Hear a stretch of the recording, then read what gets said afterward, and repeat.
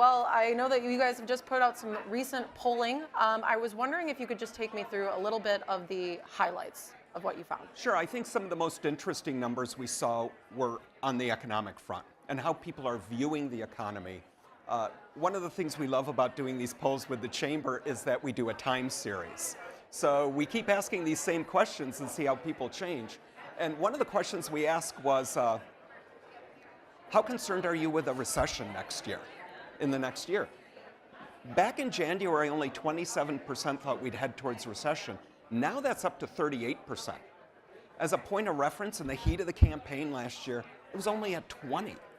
So we've seen a doubling of concerns about the recession. Same with inflation. Is it going to get better, worse, stay the same?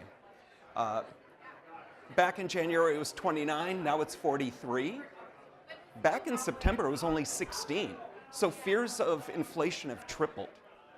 And I think one of the interesting things we're seeing that's really unique now is how you view the economy is based on your political affiliation. Yeah, and I actually was wondering if you could kind of key into that a little bit, because I know that we were talking before the camera started rolling, but that's just fascinating to me, the idea that your political lens is tinting how you're viewing the economy. What kind of ramifications does that have? Well, I think they're unique. This is a unique moment that it used to be how you viewed the economy is how you viewed politics. Now it's reversed. So what that means is we aren't sharing basic facts and basic assessments of where we are as a state, as a country, as a nation. Our assessment is based on our politics purely. That's a dangerous moment for us because it means you're just going to go with your party no matter what's proposed. That's not what makes policy work, and it's not what advances policy.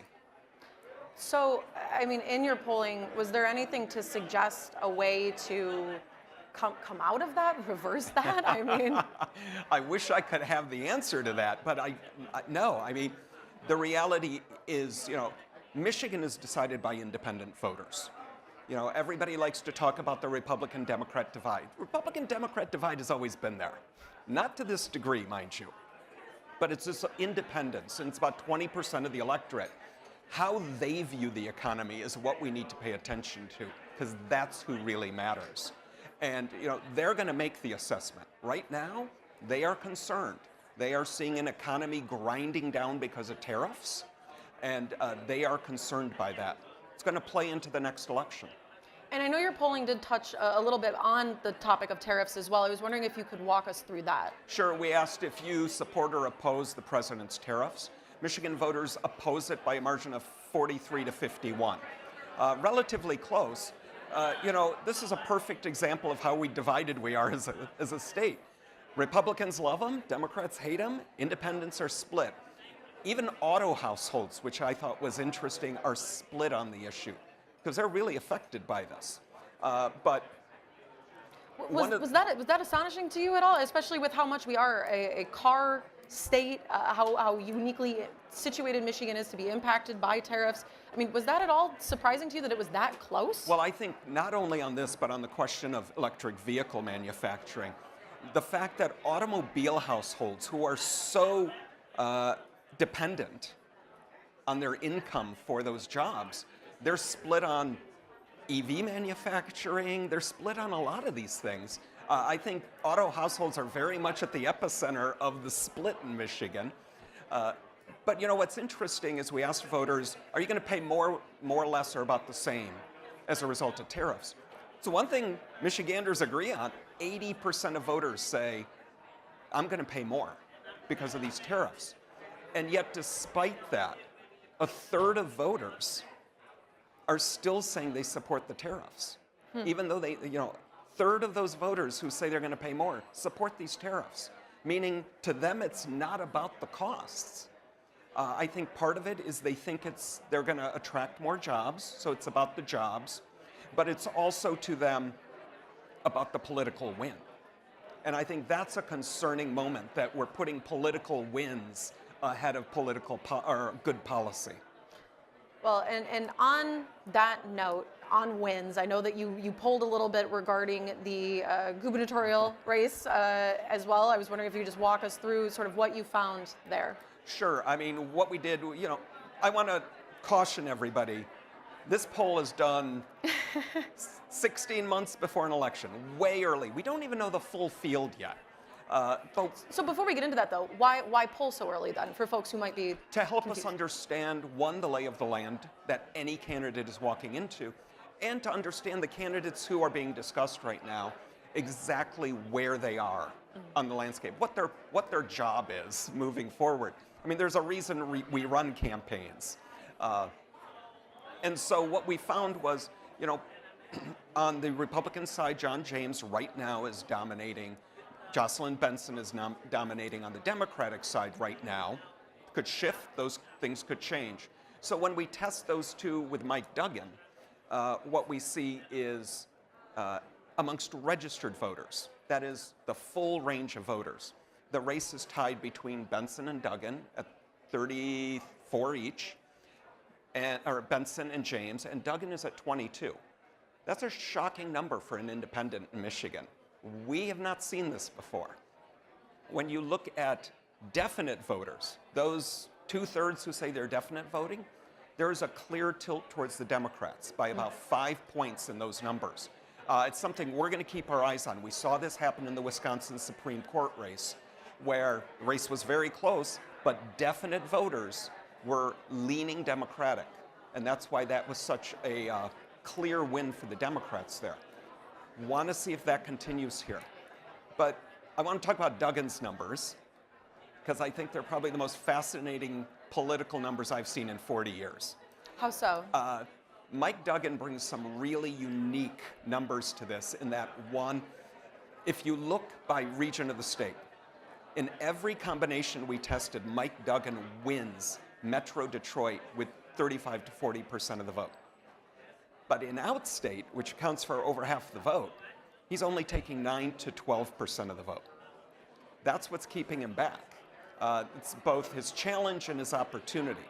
The other thing that makes Duggan's numbers really unique, he's the only candidate I've polled in more than 40 years that has a favorable name ID amongst every party affiliation. Wow. Democrats, independents, Republicans, I've never seen that before. And did any of those who you polled, they extrapolate on why they have such a positive view? Well, you know, those Republicans, for example, who have a favorable view are from Southeast Michigan. You know, he has a relationship with them. He's had a relationship with the voters of Metro Detroit region for over a decade now, in a way that the other candidates have not. They like him. They like what he's done. The problem he faces, you know, this challenge of outstate. What's going to happen in outstate? Can he make moves where he doesn't have relationships with the voters?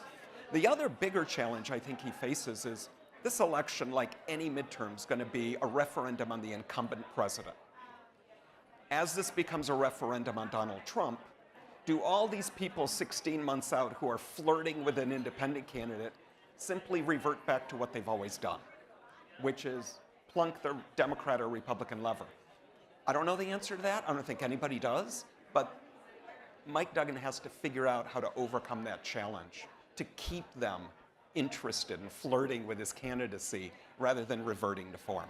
So who at this point does Duggan pose a bigger threat to, considering you were just talking about how much of a vote he could pull, or excuse me, how much name recognition that he has in the city of Detroit, which historically does trend very Democrat, you know, these voters right now are leaning Democratic already. Is he drawing votes away from the Democrat? Like, who should be more concerned here? Well, I think the one thing our poll finally deals with is this question of who does he hurt? He hurts them both equally. And I think that's a surprise to a lot of people. He is drawing as many Republican voters as Democratic voters, and he's really drawing heavily from that center. You know, about 20% are independents, but about another 12% of voters, I'd say 6 to 8 on each side, are what we call leaners. People who initially call themselves independents, but when you push them a little, they go to either party. He's doing really well in that with those center blocks. There's a lot of those people out and out state. Can he attract them without having this 10-year relationship? That's a key question for us. So you're poll, again, covered a wide range of topics, and I was just curious if there was anything specifically that you found that shocked you. Outside of, I know that we talked about a little bit about tariffs and the name recognition, but if there was anything that you feel like wasn't being given enough attention when we did end up writing about it, we the media. I think one of the questions we ask about, we do this regularly, is on electric vehicle manufacturing. 2/3 of Michiganders believe Michigan would be hurt if China was allowed to lead on electric vehicle manufacturing. But then we ask the question, should Michigan aggressively pursue EV manufacturing? And it's only 58% say we should. And what I find interesting is, once again, we have a block of voters, 24% of those voters who essentially say letting China lead would be bad for Michigan, also say Michigan shouldn't compete. So they know the policy is bad for Michigan, and they still support that policy. Much like the tariffs, they know it's bad for Michigan, they know it's going to cost them, and they still support the policy, which tells us people are looking for political wins. There's a bloc looking for political wins more than they are looking for good policy. Well, and then I just want to, continue to key in on that, because that, to me, is arguably one of the more fascinating parts of your polling as well. I guess, how do you even draw anything then from polling if you're of the understanding that people know it's bad or people feel it's bad, but they still want to get that political win? I mean, what does this offer to people other than to show that people are inherently kind of contradictory creatures? Well, they are contradictory. I mean, we just have to admit that. But I go back to, I preach this till I'm blue in the face, and people get sick of hearing me say it. Michigan is decided by independents. There was a very interesting piece in the New York Times today with Senator Slotkin talking about what Democrats need to do to win nationally. And it occurred to me that we have two prominent Democrats in this state, Governor Whitmer and Senator Slotkin, who know what to do, and perhaps Democratic national candidates should focus on what they're doing, which is focus on the middle. Understand centrists and independents, speak their language, speak to their concerns. You're going to get your Democrats. Republicans are going to get their Republicans. The fight is over the middle. And that's what this polling is helpful for, I think. Help us understand what's important to the middle. And what would you say that is based off of your findings? It is the economy. I mean, Michigan is an economic state. We keep going back to that statement, it's the economy, stupid. Well, it is the economy. And, Michigan, we have to understand that the economy is not just about do we have enough jobs. The economy is, can you afford to live? Mm-hmm. There are several aspects to the economy. We've spent so much time in Michigan focusing on do you have a job that we forget to focus on can you afford to live. And I think that's where the center of the conversation is with independents right now. Can you afford to live here? They don't think tariffs make things more affordable, and they are fearful of where the economy is going. And so just while we have a few seconds left, speaking on affordability, I know that you had polled a little bit on college affordability as well. I was wondering if just quickly you could take us through the highlights of that. Yeah, we've polled for the last 3 years now with the Chamber on how important they think college is to making a living wage. And voters think it's important, not hugely important, but it plays into it. But we asked, is it affordable? Is a 4-year degree affordable? And 76% think a 2-year degree is affordable. 75% think a trade certification is affordable. But only 17% think a 4-year degree is affordable. And in previous work we've done, one of the things we clearly saw was nobody really knows what the cost of a college education is. They wildly overestimate it. We've done focus groups with the Chamber with high school students. And there was one, and it's the moment that crystallizes in your head. Young woman, the only one in the group had done the research on how much it would cost. And she was convinced that it would cost her $400,000 a year to go to Michigan State University. Oh my. Right. They don't have a solid basis for how much it really does cost. I think this is one of the failings in the entire conversation is there's not clear information. How much does it cost? If you go to Wayne State, for example, most of their students graduate with no debt. And Nobody knows that fact. And so there are options, there are lots of options that are affordable. That's the challenge here on the affordability question.